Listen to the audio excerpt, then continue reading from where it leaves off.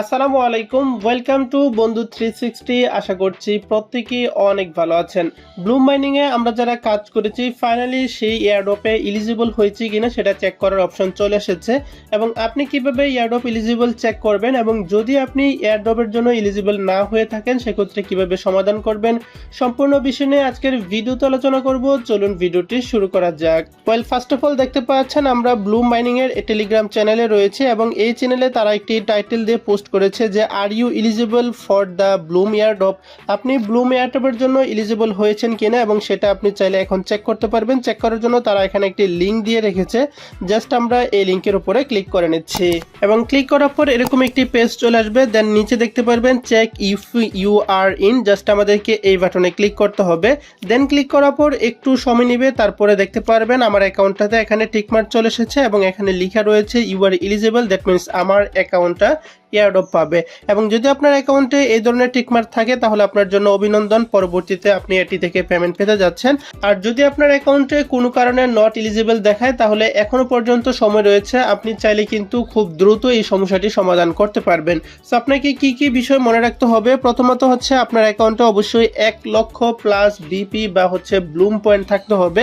যদি আপনার অ্যাকাউন্টে না থাকে তাহলে সেটা আপনি খুবই দ্রুত কমপ্লিট করে নেবেন।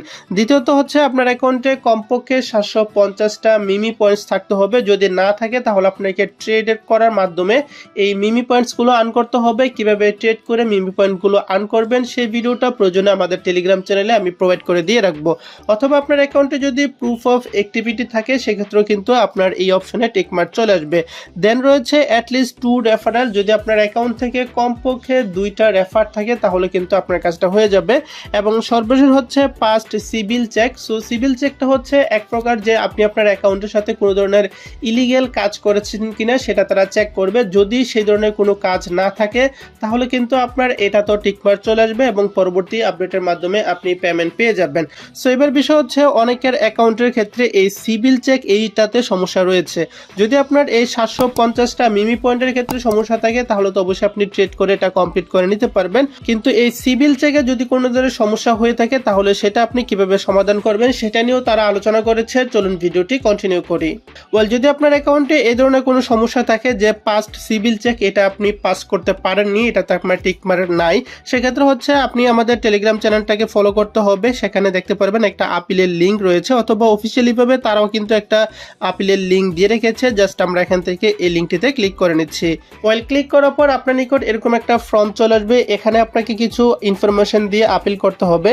প্রথমত এখানে দেখতে পারবেন যেগুলোতে হচ্ছে রেড স্টার রয়েছে সেই অপশনগুলোতে অবশ্যই আপনাকে কোনো না কোনো ইনফরমেশন দিতে হবে।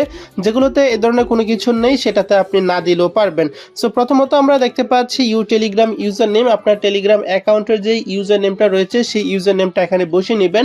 যদি ইউজার নেম সেট করা না থাকে তাহলে অবশ্যই ইউজার নেম সেট করে সেই ইউজার নেমটিকে এখানে বসাবেন। দ্বিতীয়ত এখানে বলতেছে অর ইউ টেলিগ্রাম হ্যান্ডেল।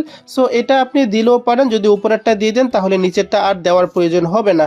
এবং তৃতীয়ত দেখতে পাচ্ছেন এখানে বলা আছে why do you think you are not civil.